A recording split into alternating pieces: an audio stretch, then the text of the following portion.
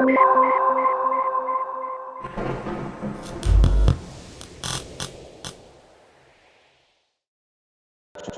Today is August 14th. We're going to be going through the refresher training. What you're looking at right now is our agenda. We'll go through navigating Kinetech. We'll go through building an opportunity, converting it to project, and then we'll look at a few functions within the project. So we'll take a look for sure at orders and deficiencies. And then when it comes to the project management tools, I'll be looking for some input from the people here who are on the phone. Or you can just pick a couple of project management tools to take a look at. So I guess that said, I'll go ahead and jump into it, but any questions before we do?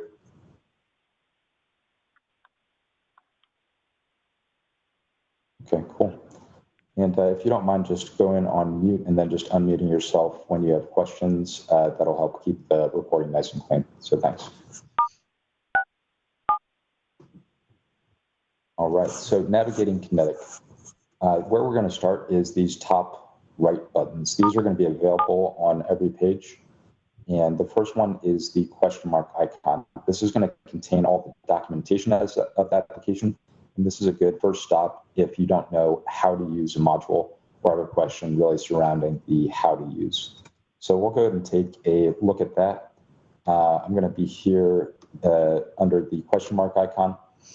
So when you click it, you get this list of a whole bunch of different sections, and you can navigate your way through it by opening these. So it contains all of our previous webinars. This first list is for DIRT employees, and then this second list is for all of our partner users. But one feature I really like on this is that we also have the search function here. So I'm just going to type in the word quote, and this is going to narrow it down to just the sections that have the word quote in them. So you can see one of the sections here, section number 8 is the spotlight on quotes. And then it's also the training video list. So you know that there's going to be some training videos on it. So within these training video lists, you can click on the link here, and this will take you to the actual YouTube video to watch the replay. And then there's also the agenda of what is covered within it. The next thing here is the waffle or building icon. This is going to be your My Company information. And I'm going to spend a little bit of time on this. We'll go ahead and click through the tabs here in a moment. But this information is going to be the information that's going to apply across all of your projects and opportunities. And it's also going to be where all of your company information is stored. So your address, your warehouse addresses, logo, other verbiage, and all of that good stuff. So let's go ahead and take a look at that. And I'm going to go through this section fairly quickly, but if you do have questions as we go through, please do stop me if you want to dive into it. This is going to be, we're only going to touch on this My Company section really at the beginning of the training here, and then we're going to focus on opportunities and projects. So like I said, if you do have questions, just go ahead and stop me as you go through. So we clicked on the building icon. This looks suspiciously like a waffle, and one of our partners pointed that out to us, and the name has kind of stuck ever since. But where we land is on this first tab. It's the My Company Info tab. And this has got our company name, our fax number, FedEx number, the storage used, our default sales tax. This will show up in change order requests. And then we also have our locations here. And just as a quick note on locations, one of these is always marked as your headquarters. And this is going to be what shows up on your documents that you produce out of Kinetech. There is a second option for documents for it. So if you want to use this location on the documents, you can flag it to yes here. So any opportunities or projects with that are aligned to the Austin location will use this header information instead of your headquarters information. And then one enhancement that was made pretty recently is this customized format piece. So if you want to change the font, change the font weight. So if you want to make all of this bold, underlined, whatever it is that you want it to look like, you can do that here, and that will pull through to your headers as well. If you just wanted to play with it, and then you decide really you want to come back to the default, you can click this default format, and it'll just revert back to the standard. The next is the warehouses. So this is really for your internal warehouses.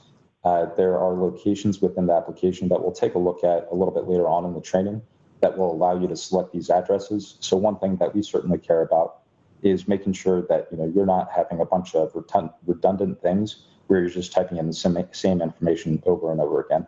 So if you have an address that you're going to go to on various different projects and opportunities as you work in Kinetech, we wanted to make sure that you've got a space to put them in here so you can just select from them later. The next is the My Colleagues. So this is going to have a list of all of your colleagues. It's going to show whether they are active or not, show whether they should be included on future projects. So if you've got them marked to no, they will not automatically be included on projects going forwards. So the next section here is for My Dirt colleagues. The team that you set here will automatically be included on your project team. So you can set your tech, your sales rep, your PM, and then if you have any other miscellaneous people that you need to add or that you want added automatically to your project teams, you can go ahead and add them here. Yeah.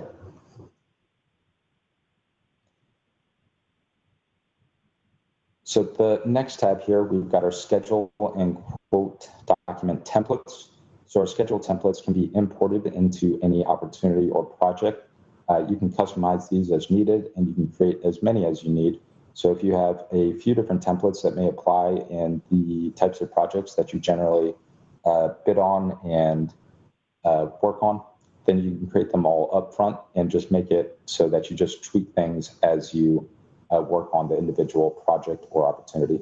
The next is the quote document templates. And this is also relatively new functionality. The idea behind quote document templates is that you can create a document from your quote out of the application that is as close to ready to be submitted to a client as possible. So with that in mind, you can create as many different templates as you need. So if you've got kind of a short form template, you can do that. If you've got a longer form template, you can create a template for that, or really anything else that you desire to do from this. The next thing that we've got here are RFQ templates. So we've got the different pieces that would be pre-populated so that you can just fill in the specific information related to it. So your scope of work, your verification of requests, your quote specifications, all of this can be pre-populated at the My Company level and then filled out individually for your various RFQs at the opportunity or project level. Next is the contract info page. This is going to be where all of your quote standard verbiage is. So the first one's for your standard response, the additional information, terms and conditions, and exclusions. And then finally, we have notes on pricing, and this is related to change orders. Next, we have closeout info. So there's two sections for warranty year. So the first is description, the next is the claim of commencement, and these can be pulled from the closeout tab within a project. And then the other half of this is for substantial completion. So you can create a statement here that will pull through to all your projects as well as exceptions. And then you can create your document with all the project specific information from your individual projects. The next tab here is for project fees. This section at the top is still relatively new. This is going to allow you to set the default quote line items for your individual quotes. This is going to be, so when you click new within an opportunity or within a project, you will get this set of line items pre-populated. Previously, the way it worked is there was a set of 5 or 6 line items that would always be included, but it wasn't customizable. So now you can customize it, and you can set it up to be in a standard format if your company uses one that is different than what was previously the standard. One thing to note over here to the right side is all of these are left with zeros. The reason for that is because when you create a new quote, most people are going to have the one-off information related to that opportunity or that bid that you're going to want to fill out there. But if you do have something that is the same cost or same sell value item to item, you can go ahead and fill that in. So if there's like an administrative fee, like similar to what we have down here in the frequent products, you can go ahead and fill out that dollar value. The functionality is there for you if that's helpful. So your default line items here will automatically populate when you create a new quote. And then your frequent products here are for the ones that you don't necessarily want on every single quote, but that you come back to a lot, like maybe you use the same suppliers a lot for different things, but you just want to pull them in when they're needed for your quote. So you can create all of those here, and then you can just pull them directly into your quote once your quote is created. And then on a similar note, the change order common fees and pay application common values do work in highly the same way.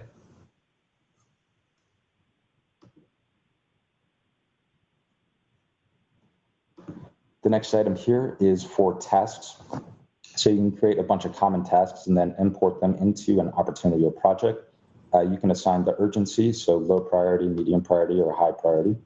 You can assign them to specific people. The feedback that we've received from our partners is that oftentimes tasks will fall to the same person because of the nature of the task, regardless of which opportunity or project it's on. So you can pre-assign them here if that's helpful to you. So when you pull them into your opportunity or project, they will be assigned.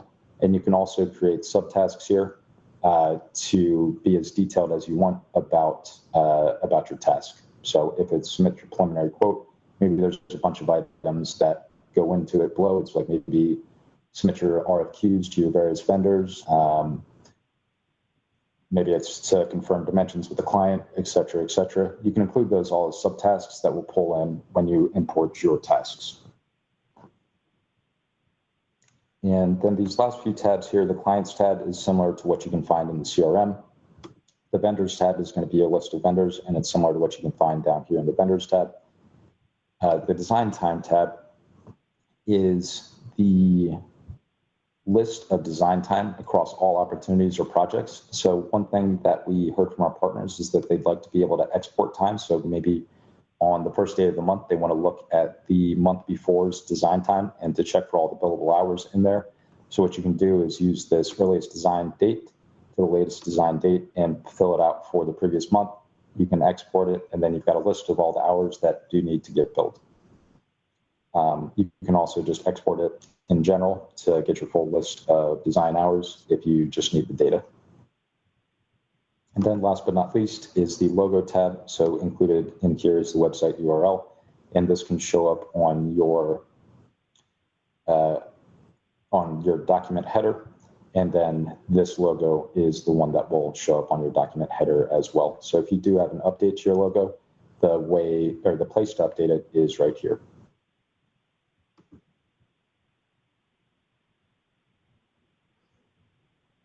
Okay, so that's it for my company for today. As I said, if there are questions, we can take a deeper dive on any of those sections as needed. The next thing that we'll take a look at is the avatar icon. And this is going to be for all of your personal information and your email preferences. So avatar icon, so number 3 out of 4 of these top right buttons, you've got your full name, email, mobile number, and then we've also got our email preferences, and then for tasks, set the number of days past due when you want to receive a reminder. And then there's also this default homepage. I'm just going to take a moment to explain a little bit more about this one. So when you log into the application, what is the first page that you see? The project overview is the default for people, and this is going to take you to this projects tab, this overview tab here on the left.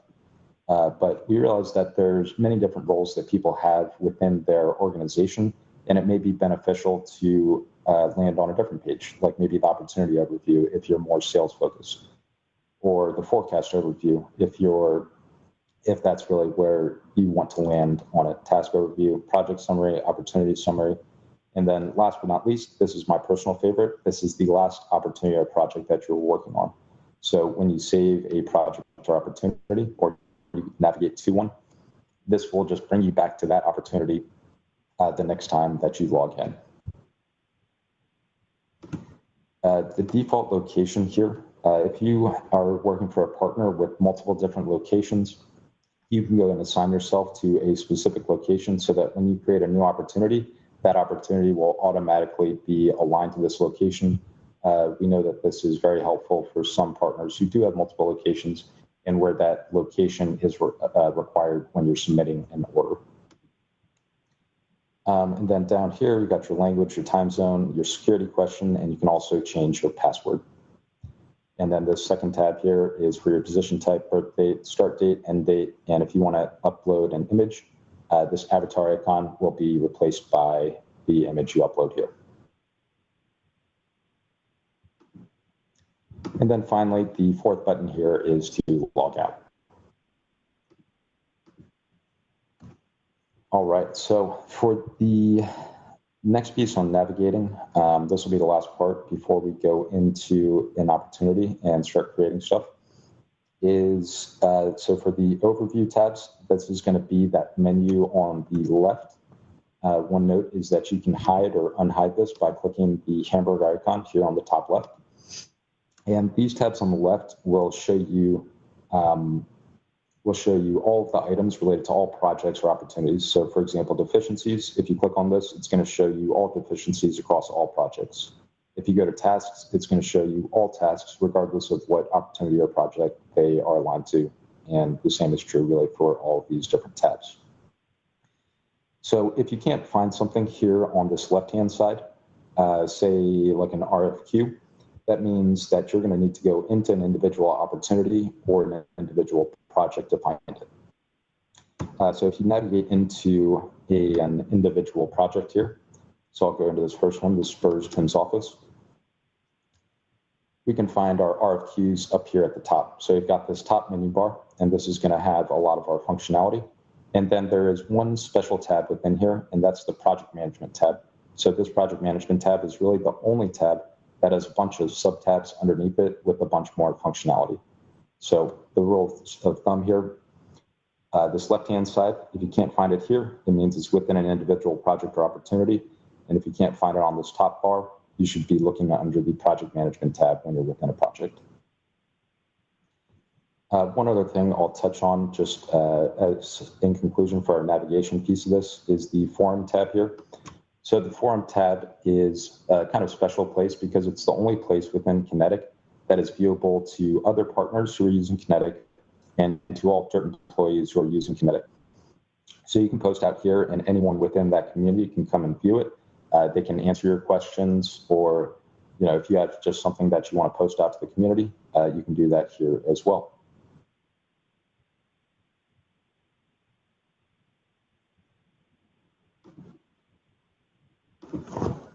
Okay, so what we'll take a look at next here is building an opportunity.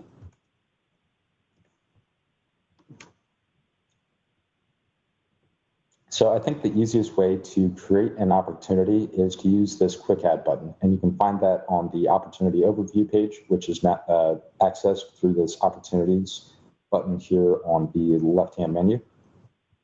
And we're going to go ahead and click the quick add button. And what we're going to do is we're going to create an opportunity for, we'll call it Coors Field New Management Suite 102.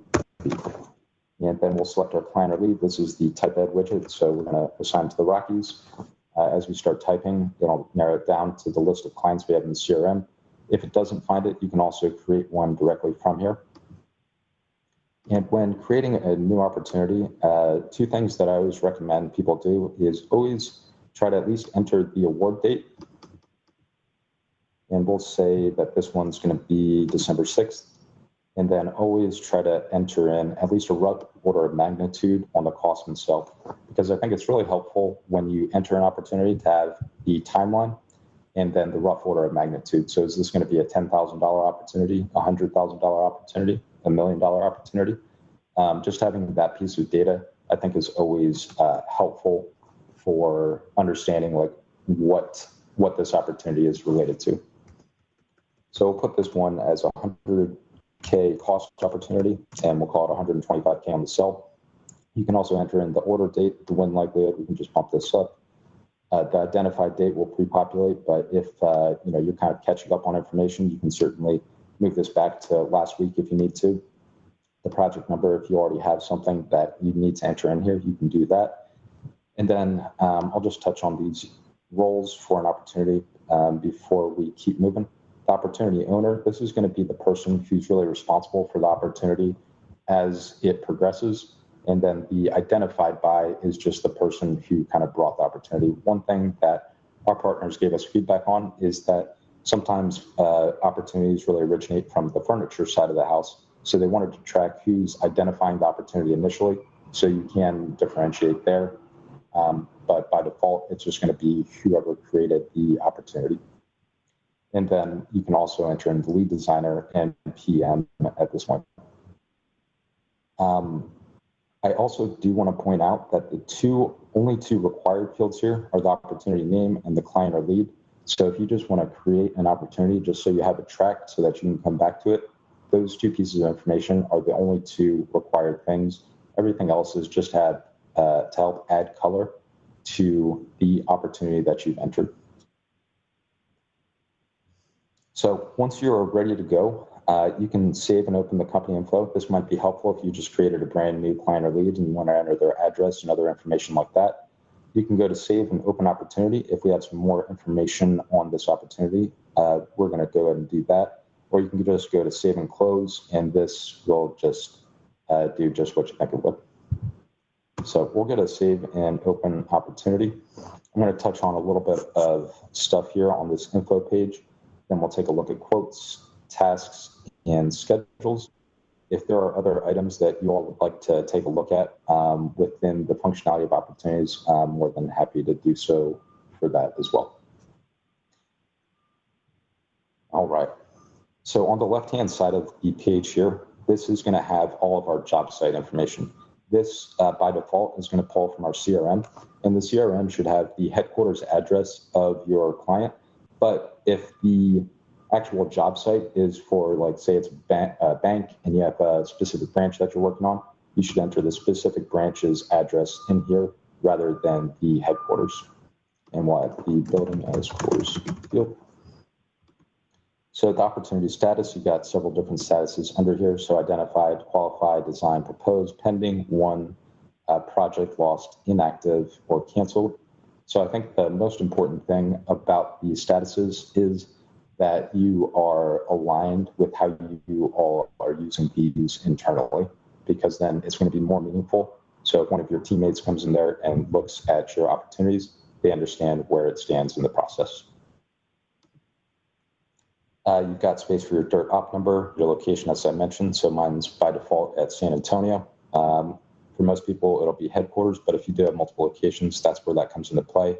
You've got your dates here. And I'll just go ahead and add an order date.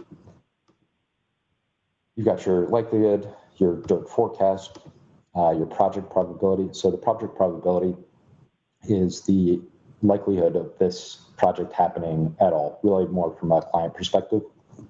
So high, it means they've got a budget, they've got a timeline, all this stuff is going to happen. It's not a matter of if, it's a matter of who's going to do it. Low might be more of a pie in the sky thing. It's like, well, this is what we'd like to do, but they don't really have any specifics nailed down.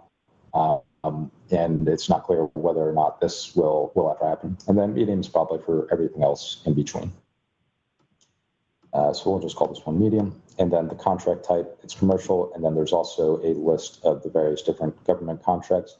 And this, once you put it in here, this will pull through all the way to order entry, which, it just, once you enter it, it's entered. Okay. We talked a little bit about the opportunity team before, but you also have your end user information over here on the left-hand side.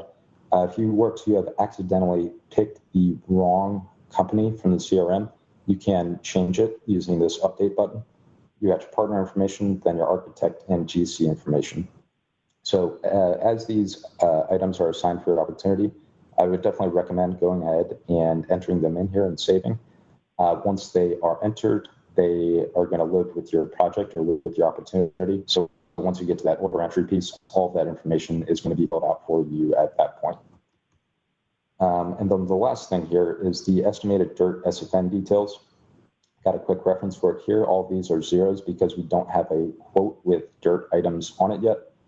And in order to get this to populate, the key thing to do is to designate that quote as the forecast. So I'm going to go ahead and save my opportunity. Definitely important to make sure that as you make updates to go ahead and click save. This was intentionally not set as something that auto saves for you. So if you did something and you just wanted to cancel out, you can cancel out and none of your changes will be saved.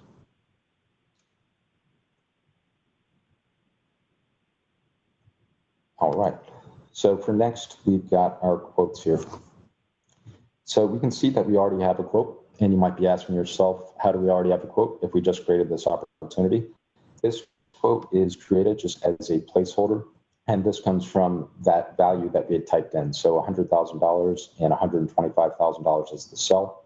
It automatically created a forecasted quote for us, but this quote lacks any details. So let's go ahead and create a quote here, and we'll step through all of the different parts of quotes, but we won't really dive into a ton of detail. So as I mentioned, if you do have questions or if there's areas where you'd like me to go into additional detail, just let me know, and I'm more than happy to do so.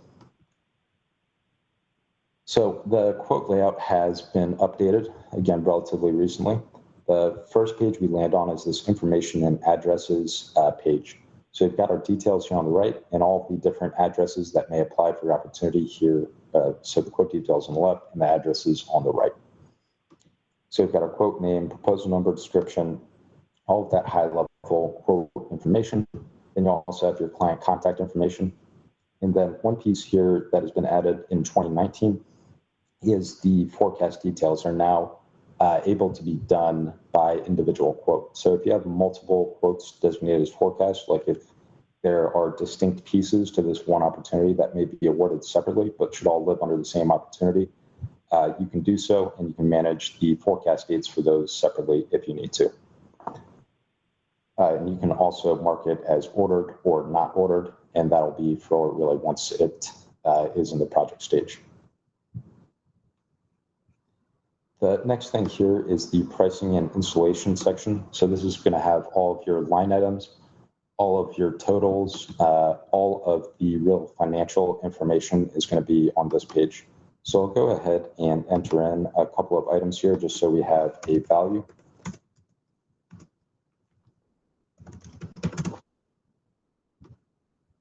So I'm just going to mark millwork and power and data just both as 50K with selling for 62.5.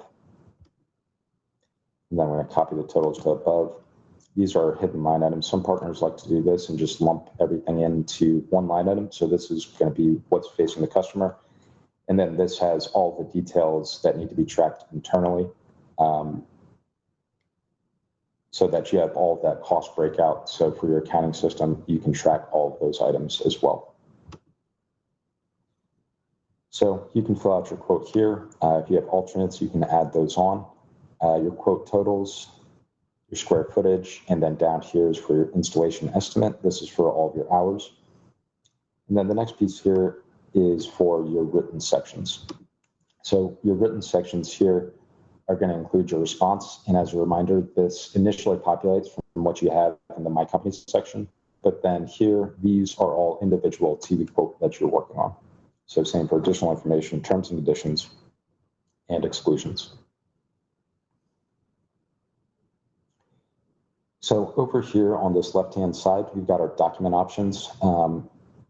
You can pick from any of the standard quote document templates over here on the bottom. You can choose whether or not to include the alternates, the square footage, additional information, signature block in that document, or you can also go to the custom template. So your custom template is just going to be produced exactly as you have it in the My Company section. And you can just use this custom quote button to create your document.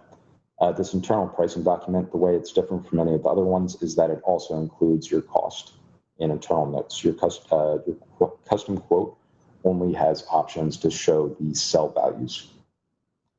And then finally, we've got related documents, so you can store any items such as design files or email correspondence that needs to be related to the quote within those related documents. So once you're all good with your quote, you can click Save. That'll close it out. And let's go ahead and designate this one that we just created as the forecasted quote. Perfect. So it tells me that it's now included in my forecast. And just as a reminder, if we go over here to the info page, we can see that our power and data and millwork numbers have been updated. and then the total estimated SFN number is 100K.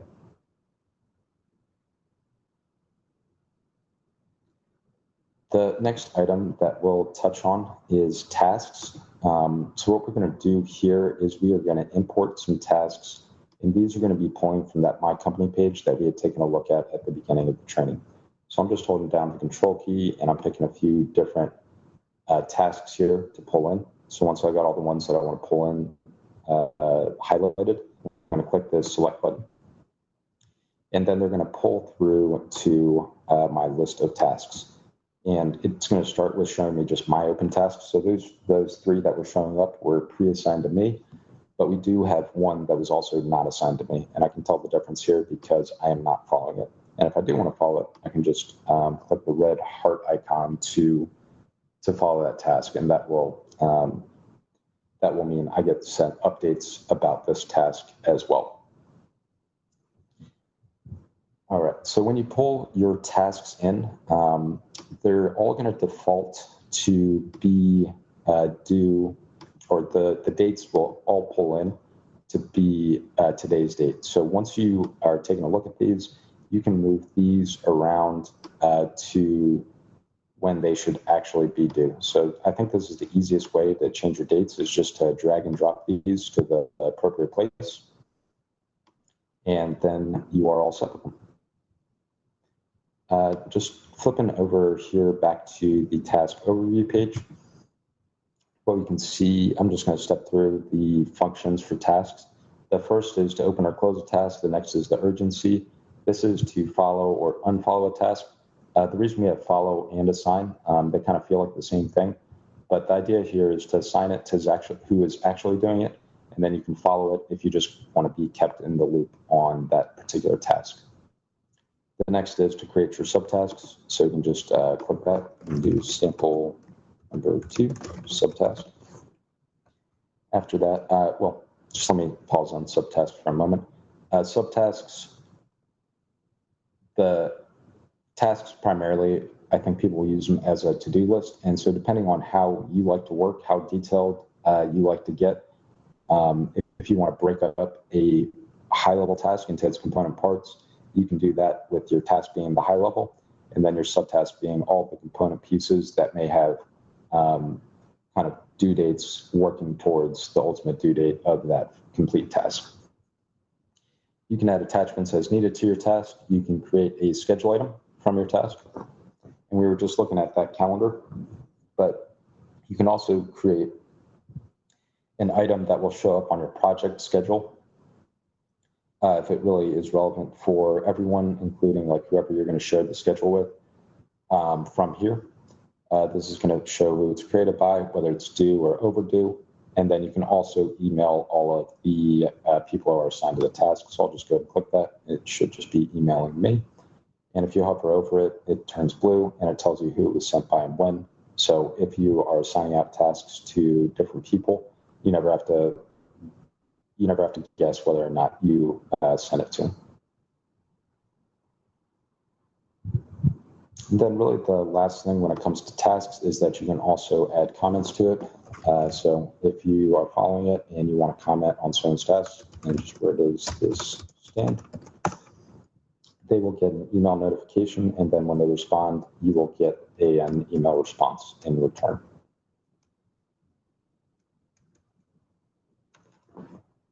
All right, next thing is we'll take a look at the schedule. So the schedule here by default is just going to be empty. So you can pull in a schedule. You can create one schedule item at a time. That is up to you. I think the best way to do it is to import a schedule. So again, importing a schedule is going to be pulling from the list of schedules you have pre-created in that My Company page. So we'll go ahead and click this, and we're going to use the standard template, and we need to pick a finish date and whether we want to add or override our existing schedule. So the finish date we're going to pick a finish date of, call it January 10th. And what it's going to do is it's going to find the finish date of the standard template, and it's going to back into all of the other schedule items from there. And then this add or override option, I think most of the time you want to use the override option. This is just going to replace all of your schedule items with what you have. But if you have a multi-phase project, you might want to use the add option if you're pulling in the same schedule several times, like once for each phase. So I'll use the override option in this case. We'll click select, and what it's going to do is it's going to pull in all the different schedule items here. And now we've got our 10 or so schedule items all pulled in based on the finish date that we had input here, so January 10th. So one cool thing about schedules, or schedules and your schedule items, is that this, we'll take a look at this on-site date being December 9th. And you can pull this into various different places within it. So the estimated order date, you can pull in, and it says order entry, so December 9th. So let's click that. So that's going to make sure that those are aligned. And then for, say, delivery tickets, there is an requested date. So this was basically your on-site date, and you can pick directly from your schedule in this manner.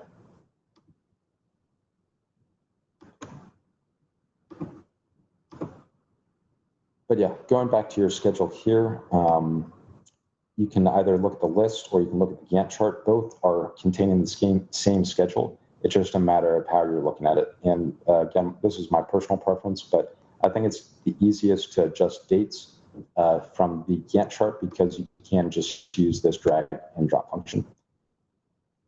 And then you can double click on these to open it up, to add some more detail, or to do anything else that you need to do within here. We do have some more trainings that really go into depth about the schedule, and since we're already well into this training, I'm going to leave it here for schedules unless there are additional questions. Cool. So the next thing that we're going to do is we're going to convert this opportunity to a project. We're going to say that we went ahead and won this project. We got notification from our client that they are going to move forward, and it's going to be with us. Woohoo! We are going to pick a primary success factor. So we'll say that this one was a relationship. We can fill out any of this other information. So if we do have a project number at this point, which we may, or a DIRT opportunity number, which we probably have already had one for a little while, but we can fill all that stuff in. If we need to add comments about the win, like if there's something that we want to capture here, we can enter that information in there. And then once you're all good with this stuff, go ahead and convert to project. So we've got a 5-step process here to convert it to project. Got our company information, vendor setup, project team, delivery information, and owner information.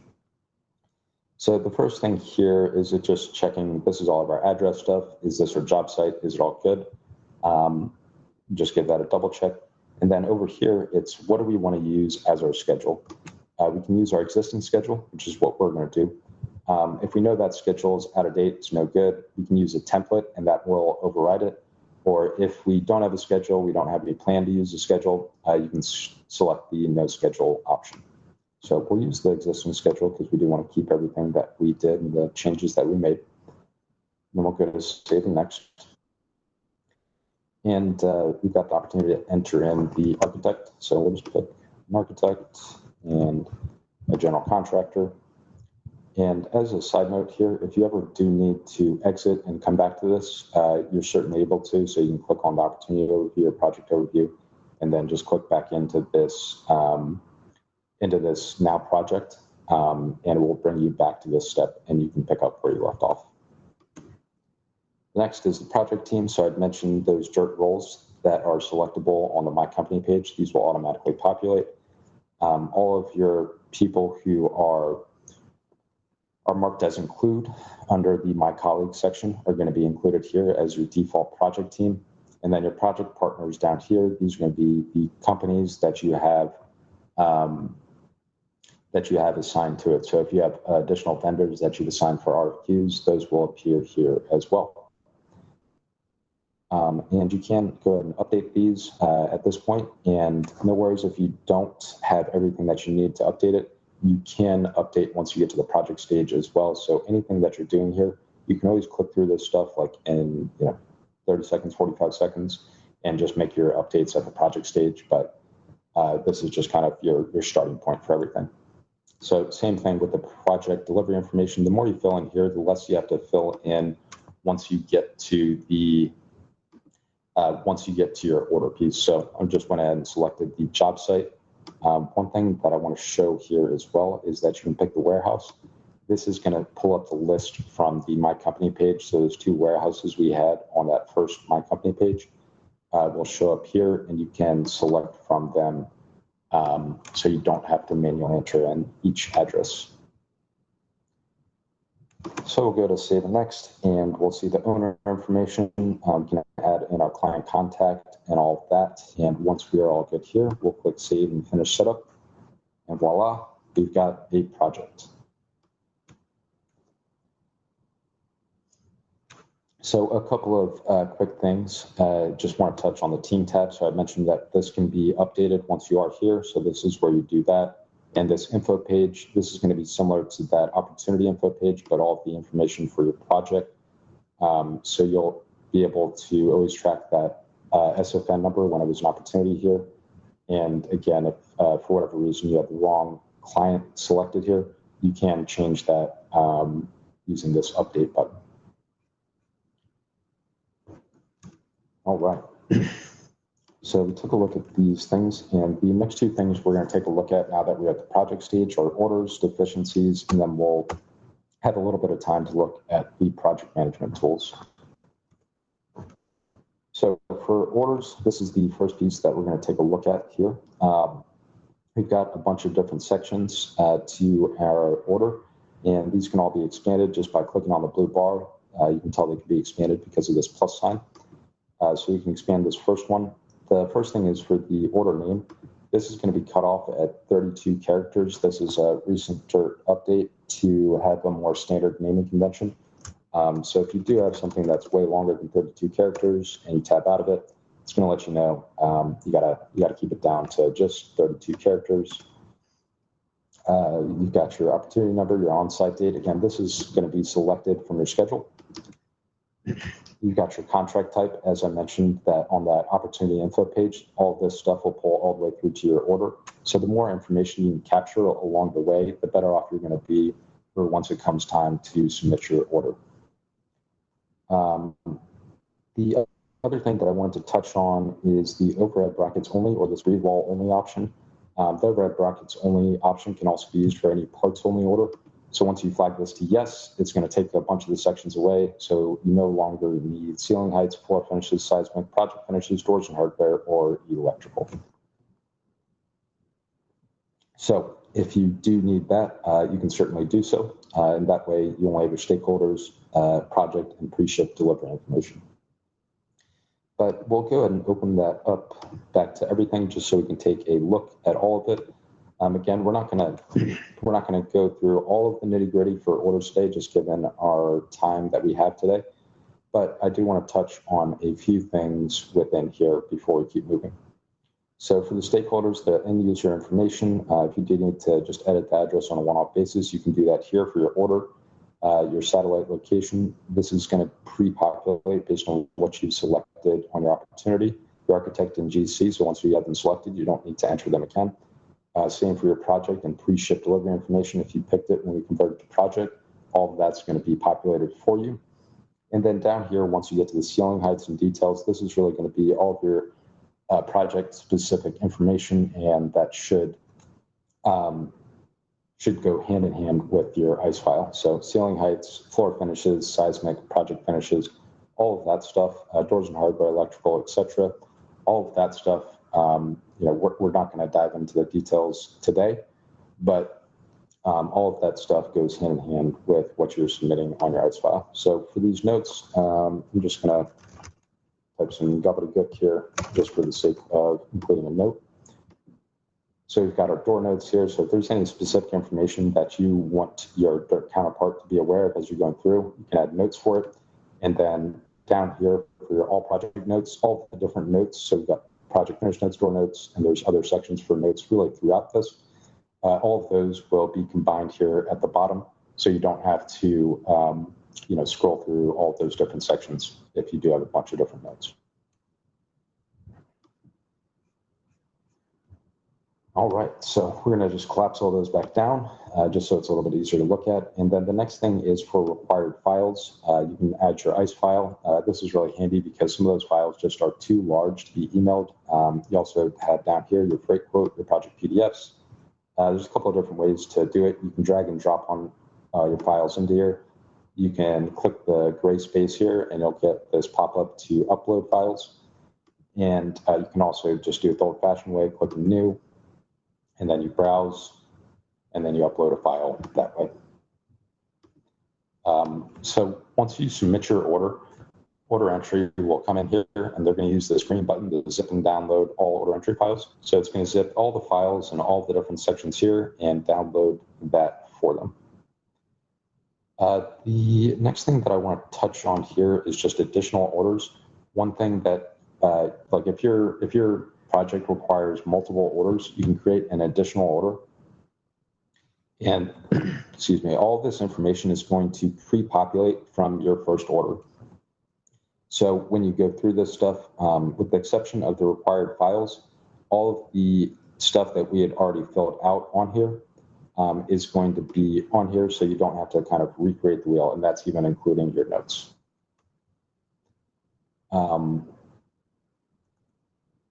Yeah, and as you're working with pop-ups, just as a side note, one handy trick that I found with this is that double-clicking this top gray bar will maximize it to your screen, so that'll let you have the maximum amount of real estate to work in.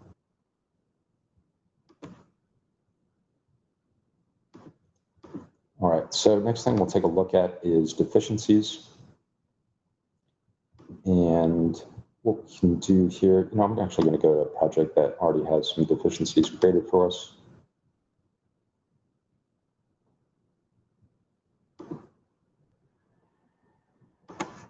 We're going to come down here to this one.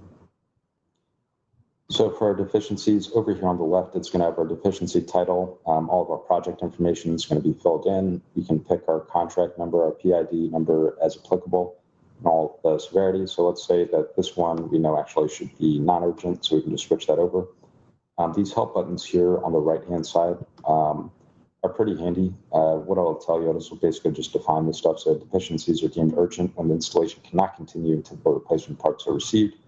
Otherwise, severity should be set to non-urgent. So you can use these just as a quick reference if you're not familiar, or if you're just kind of standing in for someone and you just need a couple of reminders along the way. The next is you can pick all the people who should be, the deficiency should be emailed to eventually. This is going to be your project team here. And then you also have your deficiency details. So this is going to be like the individual parts and stuff. One recent update was made so that the DIRT form is more in, that the deficiency form is more in line with the DIRT form for the partners that do not use Kinetech. So one real change, or really the only change that I think you need to be aware of, is that the part number should also be included in this product field here. So you go in, you fill out your zone, your elevation, your frame number, all of this information, your reason, and then whether it's billable or non-billable. So I've also heard it called chargeable or non-chargeable. So if this is something that DIRT's going to replace and it's going to be on them, they'll mark it as no. But if it's going to be something the partner is going to cover or something that a vendor working for the partner is going to cover, you can mark it as billable yes. And you get these fields here to pop up. So who's the responsible party? For this deficiency line, it's going to be this install vendor.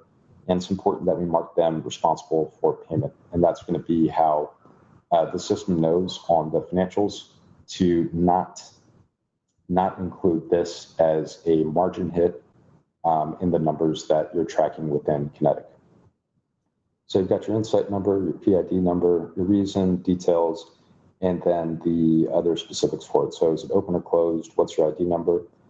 This MAT DWG number, you really should be putting in the product now. And then you've got your quantity, unit price, total price, is it taxable, and all that other stuff. So once you all get there, you can save it. And you can validate your deficiency, make sure that you've got all the required fields filled in. And then you can send it off to Dirt, and that'll be really how you submit it. Once you've sent it out, this last submitted slider will flag itself over to yes. You can see who submitted it, when they submitted it, and then it'll be on Dirt's plate for them to do their part. And yeah, this is the delivery address here, like where the items that you're listing out here needs to be delivered to. And then probably one of the most important pieces here is the attachments. So if there are any documents or design files that you need to be included over to your direct counterpart, include them here. If there's any images like a cracked tile, which is what we have this deficiency marked for, those can be included here. And as a side note, deficiencies can be started from a mobile device, so you can take pictures with your phone and then fill out all the other information here from your desktop. But once you're all good with it, you can submit it, you can save it, and then you can matriculate it through the process, moving from identified to being authorized by Dirt, and then you can mark it as installed once it is complete.